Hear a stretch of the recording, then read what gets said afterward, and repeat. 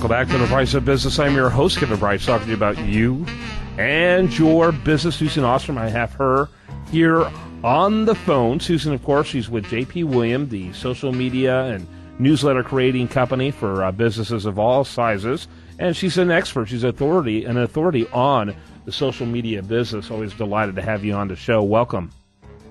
Thank you. Good morning. Good morning to you. Just looking at this article in CNN saying that the days appear to be numbered for poor old Facebook, but it sure seems to go contrary to reality. What do you think about this study? I think that's what we're going to talk a little bit about today. Yes. Of course, it made big news last week because they put together Princeton University and Facebook in one headline. So you can imagine how much attention that got. Yeah. And, the bottom line is, it's junk science to begin with. The old saying, garbage data in, garbage data out. So that really, the study per se is a little bit laughable. But what we do want to talk about is the realities of using social media marketing and Facebook in particular for selling for businesses of small, medium, large. Facebook is a legitimate outlet for marketing your business services and products. Yep. Well, let's talk a little bit about this study before we do that, because, it's interesting. They do allude to MySpace, but in the time frame that Facebook existed, MySpace was already non-consequential. Yes. And in fact, it's something about the human condition that will never change is that we as humans like new things and exciting things. And certainly when new social media platforms or new internet-related services come about, that will garner a certain amount of interest. But whether or not that's going to kill off the beast that is Facebook, Facebook now has over 1 billion users every month. That's billion with a B.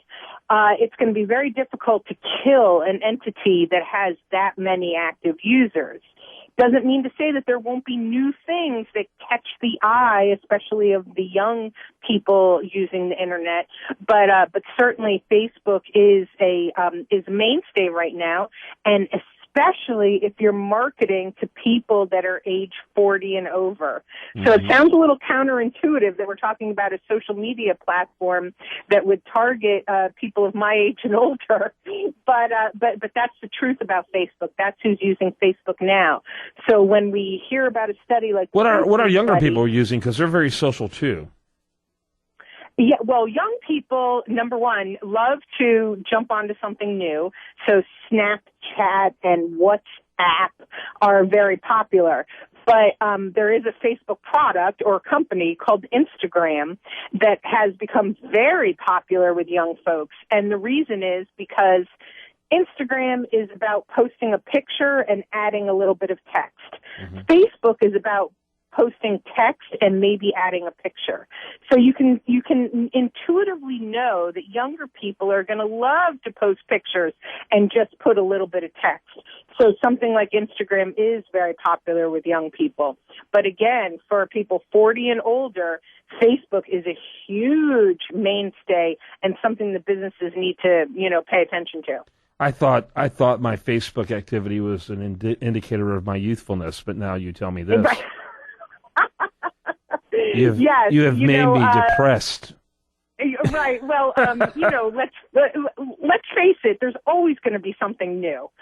So, we're always going. And actually, that's a challenge for businesses because so many businesses come to me and say, "Hey, I don't even know where to start. Do I do Twitter? Do I do Facebook, Google Plus?" And the idea is that you really need to sit down and figure out who your target market is, and that's why companies like mine, J.P. William, exist because we really help you figure out who your target market is, and then how best to reach them. If you're going to be going after, men in their 30s that love technology, then you better have a presence on Google Plus. If you're going after women who are 45 because they're the only ones, absolutely the only ones who understand it. Yeah. I hate Google Plus. Well, you have to spend a lot of time thinking and studying and reading and, staying up to date on the trends and the numbers. And unfortunately, a lot of small businesses don't have the resources to do that. So they sort of get flustered when it comes to social media. They don't know where to put their social media marketing time and dollars. And that's why it's really important to hire a small consulting firm like mine, because we can actually create the content for the client and we can post it on the relevant social network platforms. So small businesses don't get, discouraged. Just understand that you need a little bit of help. All right. I really wanted to wander into that area, and I stayed there longer than I planned. We do need to talk about the business aspects real quickly. How can people effectively sell as we wrap up the segment using their Facebook page?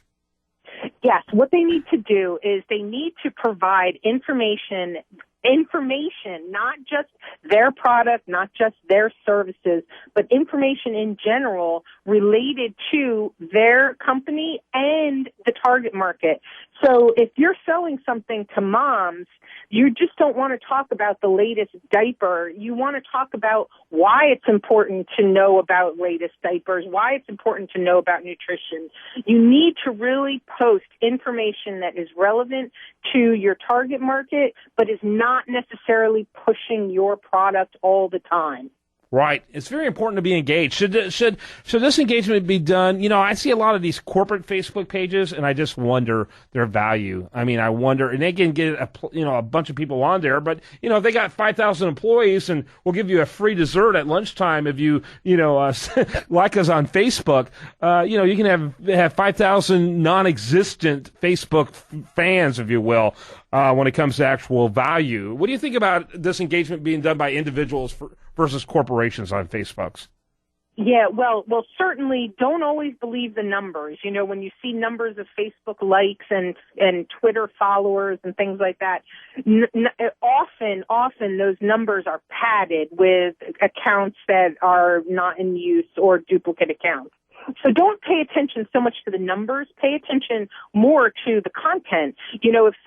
But my question was, I don't mean to be rude. I got about a minute left. My question was, individuals saying it versus companies saying it. The value from either one. Yes.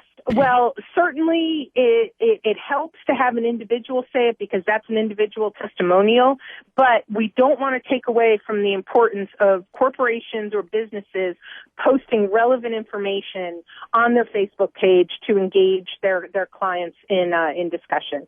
So testimonials are great, but also corporate, we still have to do it also. We need to put out information that's important to our users. Susan can be found at jpwilliam.com.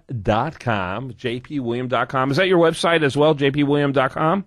Yes, it is. Susan, thanks so much for being with us. Thank you. Talk to you soon. Lively Bye-bye. topic. We will talk to you soon. I'm Kevin Price. We'll come back with more right after this on The Price of Business.